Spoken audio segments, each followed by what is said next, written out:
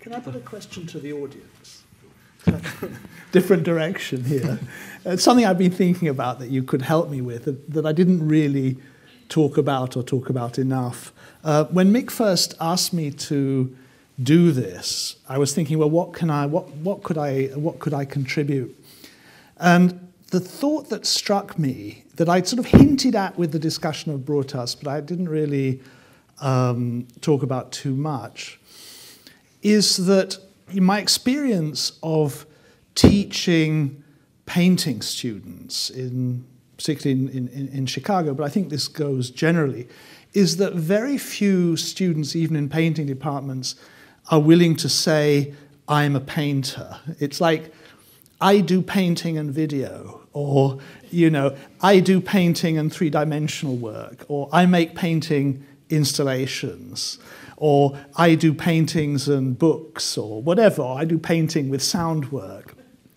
There's this need to, as it were, supplement the tableau, that an anxiety about the tableau as such that requires its supplementation, or perhaps the need to open it up to its outside, or open up an outside on the inside of the tableau itself in this way. I was kind of hinting at that a little bit towards the end, but I'd be very interested to know what members of the audience think about that, whether you also find that. I'm sure a number of you are painters, and others are people who often visit exhibitions of painting. And Mick said, this conference is sold out because it's got painting in the title.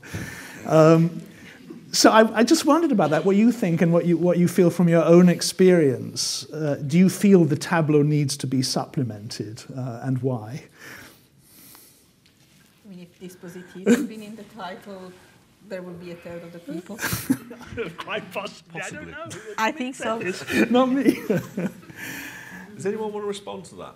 We got a lot of painters and students who make paintings as well, or maybe are choosing.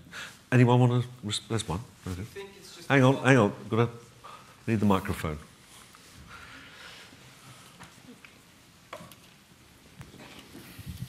Do you think it's just a problem with being, I guess, condemned to a vocation, and that sort of just, whether it be, I think even worse, I'm surprised you said painting, but to be called a photographer, it could be derogatory rather than artist that uses photography. Condemned to a vocation just sort of limits your mobility, limits your, I don't know, I think it seems more like that than the tableau. But I don't see that there's that really arises, say, with artists who use photography or make photo tableau. They kind of, in my experience, we don't need to say, well, I do, photography and a bit of painting or something like that. It's usually the painting tableau needs to be supplemented by something else. So I'm not sure I think it's more specific than the vocation. I mean, I'm wondering, what it tells us about the historical moment of the tableau. Can I push this back to you, though, Michael? Because you just said that, you're talking about it in an English context, but then you switched it to say, well, it's not enough to make tableau. But maybe one of the things is somebody's making painting. Okay. I mean, it's got something to do with the term, hasn't it? I'm not sure if we want to expand this, but there does seem to be a deficiency. Painting, to say you're a painter as such in an English-speaking context, it doesn't give the possibilities that to say, I don't think a French artist would say, I would just make tableau. They usually say things like, they're, artiste plastique, plasticien. They just don't use that. That's really vague, yeah. Yeah, and it's a real distinction. I mean, I'm not saying this is a sort of. I'm not saying this is a statement against painting, because it's often people who are like totally committed to painting who still feel that there has to be something else that I do. That it's something to do with the historicity of. I think not only painting but the tableau as a flat thing on the wall with a frame. But I don't want to respond now, Stuart. There you go. It's another one at the back. We'll get to you.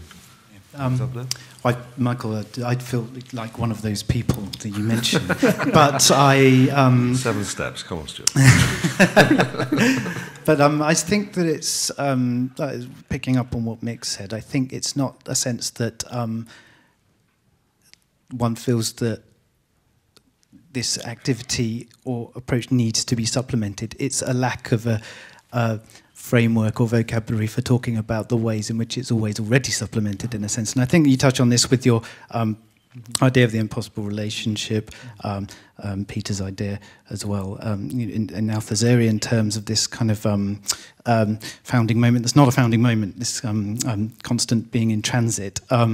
And this relates to Claire's comments as well, politically, and this idea of, and Gayatri Spivak's ideas as well about the subaltern, and this difficult notion of how making something vivid is in one sense a policing gesture, but in other situations may be a kind of important or necessary thing to do. And I think at a lower level, or much more local level of the studio, perhaps this idea of framing one's practice, I think particularly perhaps in this country, people do feel cautious of in terms of painting, because perhaps it carries with it certain baggage to do with medium specificity, or a kind of empiricism that perhaps is sort of, that one is conscious of, that might be a limiting factor on the work, but doesn't do justice to that which is already there perhaps. And I think the talks this afternoon added up in a way that kind of touch on this. But I would very much agree with Mick that this perhaps a lot to do with an English-speaking context. Because my first thought would be that it would, okay, maybe it's a problem of autonomy, but that critique happened in the end of the 60s, conceptual art and so on.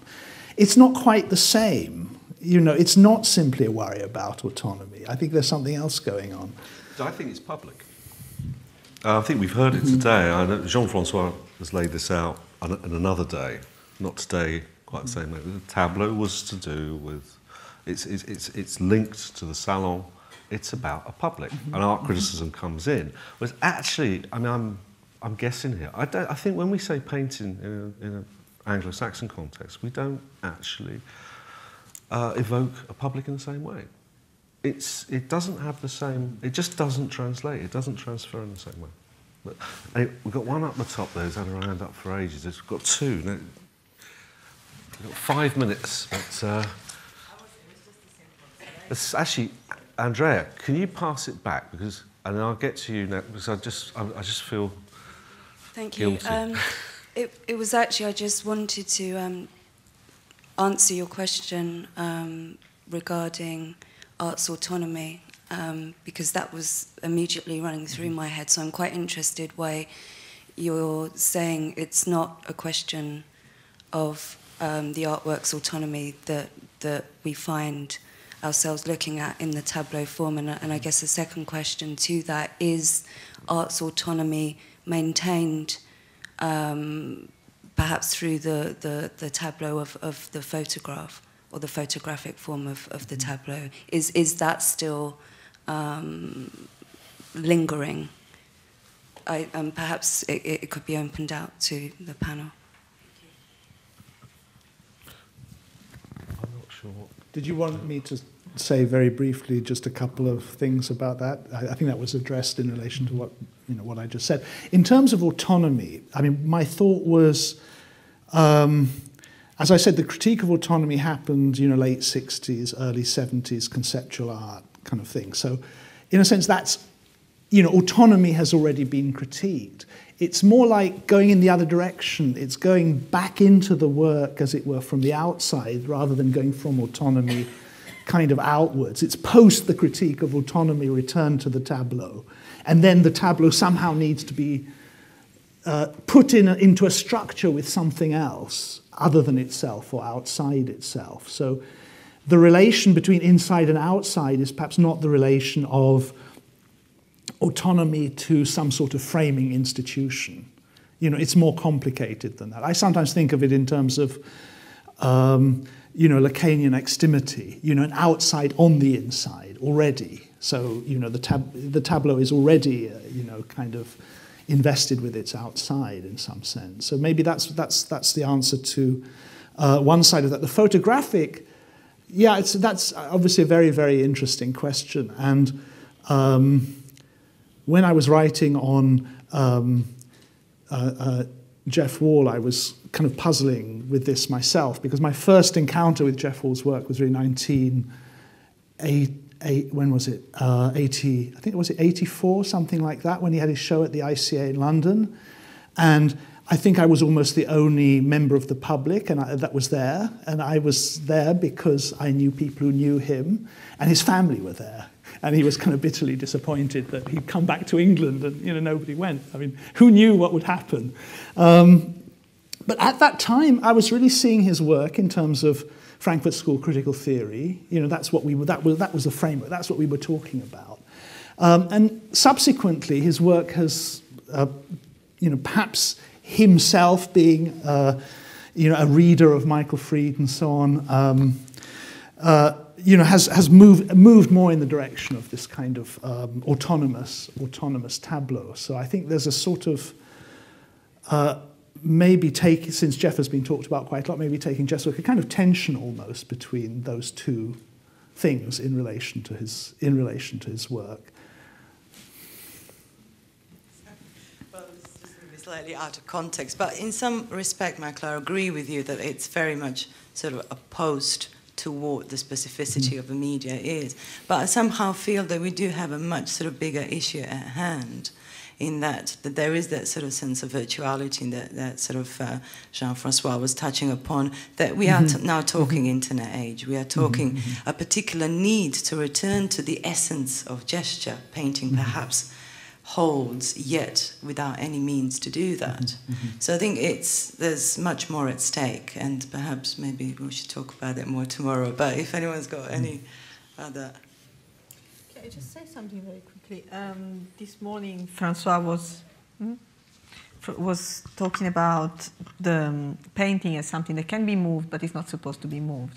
And you were pointing out the outside of the context of the painting as something that is always inevitably present and associated with the painting, but not included necessarily by the painting, actually mostly not included by the painting. But I was thinking of this performance of Francis Alice walking a painting through the streets of Mexico City. So I don't know how this registers, because also the trace that we have of this performance is a photographic trace. So we know that this painting has been elsewhere and displaced and confronted to a context that is not the museum or the institution or the studio, and in a visible state, in an appropriated way.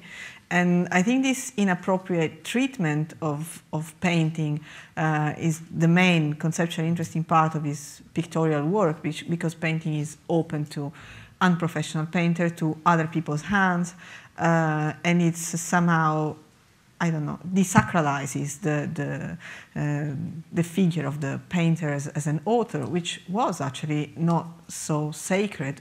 I mean, when ateliers were factories and there were several hands of painters on the painting, that wouldn't scandalize anyone. But today, strangely, we've gone backwards on that. So where the place of the author is where the expressionist painter traces his line. Josh Smith, that is probably the icon of the contemporary American painting. I am pretty sure no assistant touches his canvas. So that is a position, and taking a serious position in the landscape of contemporary art. And I think this is, I wouldn't say problematic, but it carries a certain amount of things that are also market related, because people adore that, and that stuff sells, and people that do that are millionaires, and people that don't do that are not millionaires. So we're not talking about abstract things. We're talking about taking a position in a specific landscape which can be market orientated or experimental. So I would just wanted to reframe the discussion. Just also add that I think it's a bit of a myth to just assume that market-wise painting is the one that actually does, what it's supposed to do, i.e. sell. I think everything has been reified and objectified. So, sure, yeah. But that sells better, I can tell you. I think we could imagine a sort of trajectory that moves from tableau to apparatus to dispositif, and we could imagine that, and we're left with some sort of distinction between these sort of modernists and the postmodernists, or something that's aesthetic and something that's political, and that would be a deadly debate, I think. Well, is the tableau a kind of resistance to the dispositif in a way, rather than just being a dispositif? It certainly could be read that way, but I'm just wondering, in light of what you've just said, whether, because I'm trying to understand why theatricality comes back again and again and again, and it seems that, it seems that one of the things that you just asked with the question of the supplement, which is a pretty loaded term here, is how we are to think the tableau as always exterior to itself, and that would now be the condition of the tableau. Something that we have to take into account the tableau's exteriority to itself in order for the tableau for us to even think the tableau in the first place. Which would stop any sort of historicist lineage of thinking what the tableau is or any displacement from tableau to. And it means why we have to, in some sense, continually rethink what the terms of the debate are in terms of theatricality in a certain way. The question I think you asked wonderfully in the paper is that we have to now actually rethink what the content of that theatricality is in light of a transformation of what the tableau must now be and has always been as exterior to itself in a certain way. And that puts us in a quite a complicated situation, I think. I've got a question, I think, from Michael. I Yes. just want to say, the idea of the externality being built into the tableau has always been there. There's nothing new about it. It's not a new situation. It is, I mean, for example, in order, I mean, as early as, let's say, 1753, 54, the important French art critic, La Fontaine de Saint-Étienne, understood perfectly clearly, as indeed no doubt Diderot did, that there was an emerging demand for instantaneous intelligibility. That went with a certain valorization of drama, it went with a number of things at that time.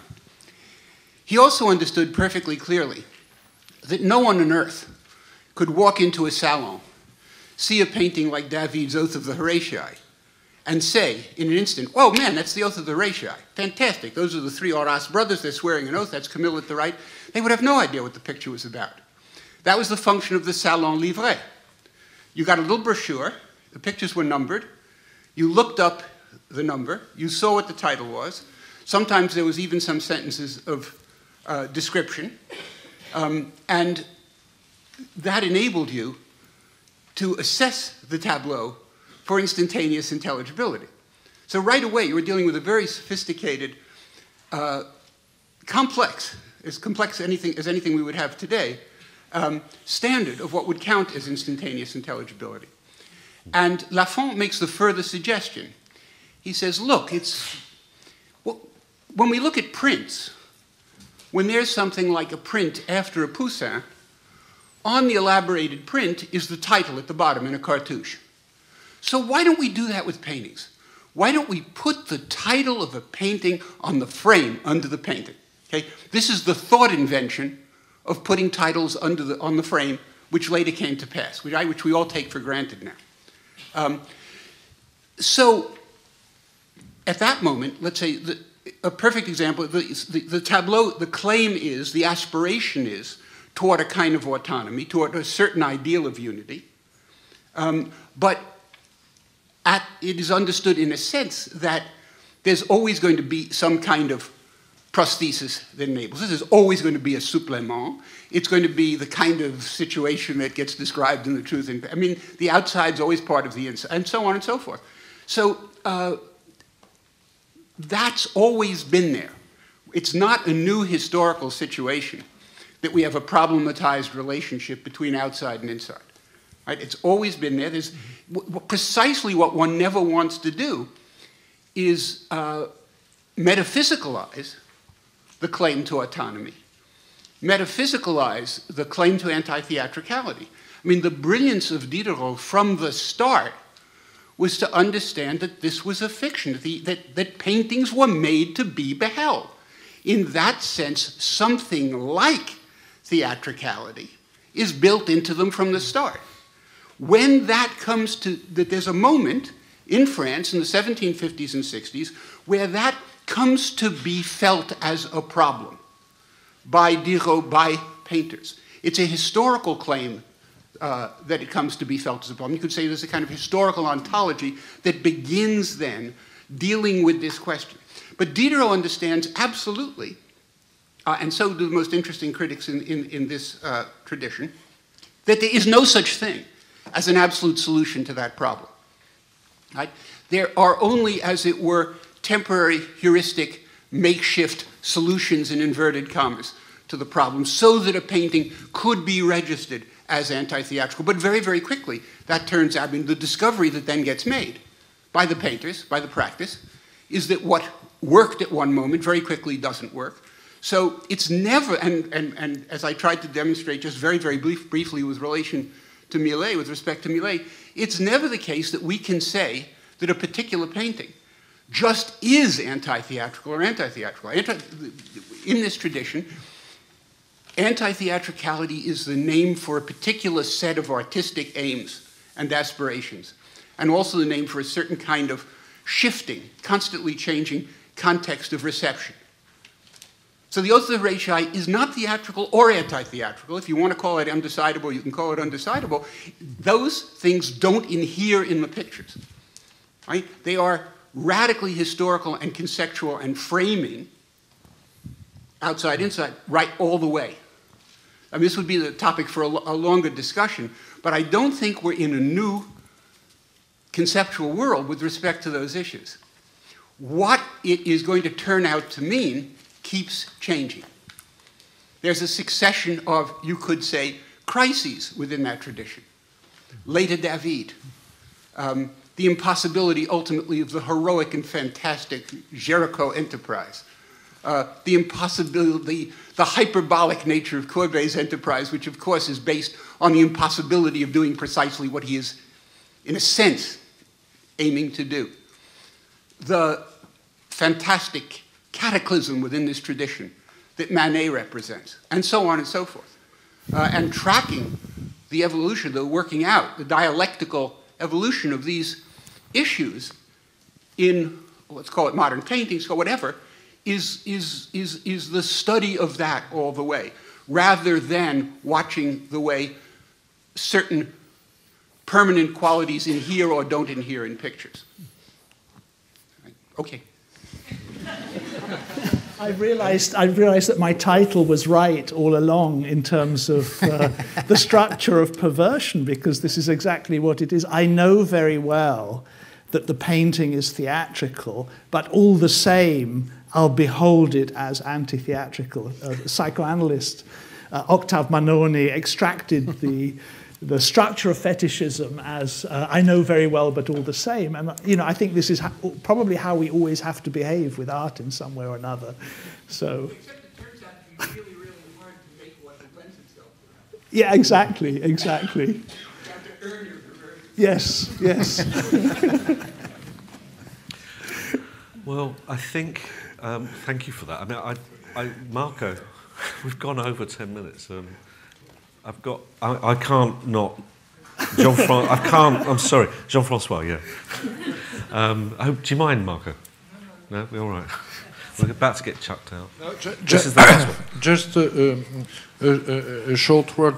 I hope we shall be able to address the problem tomorrow, because, in fact, we have two points of discussion and we mixed up.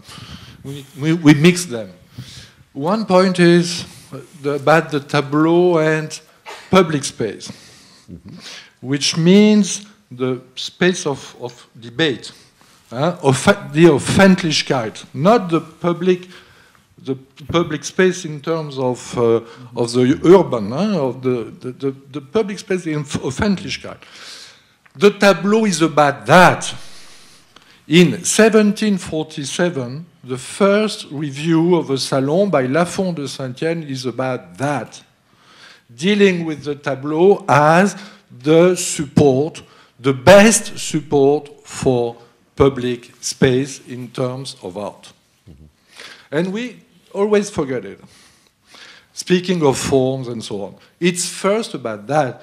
The idea of the tableau is not only a matter of aesthetics or a matter of psychology. even if it's important. I mean, I think in my talk this morning, the psychological dimension was there. It's political. It's political. It's about the invention of the public sphere, the liberal public sphere. Second, the tableau is related to the decor. And what we are talking about when we are talking about the outside of the tableau is the decor. And it was very clear in your talk about Brotars. What does he do, Brotars? He's mixing the decor and the public space. He's using the decor as a public space. And we are inheriting a lot from this attitude, which is very good, very interesting. But it works only if we keep the tableau as a reference, the political reference. But, of course, I should develop all this. I did it a little bit in the seminar, and it should be done, I hope, tomorrow, because I think it's very fundamental if we don't want to have a kind of debate about aesthetics on one side and a debate about the political on the other side. Because I think we really need to think both historically. And it is possible. It is not, we are not forced to go back to the 70s, to Althusser and all that stuff. I knew it very well. I was there in the École des Beaux-Arts with him, working with him, in the École Normale with him. I mean, we are in 2011.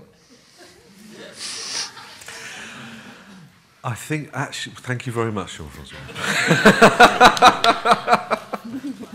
As ever. We really do have to wrap it up.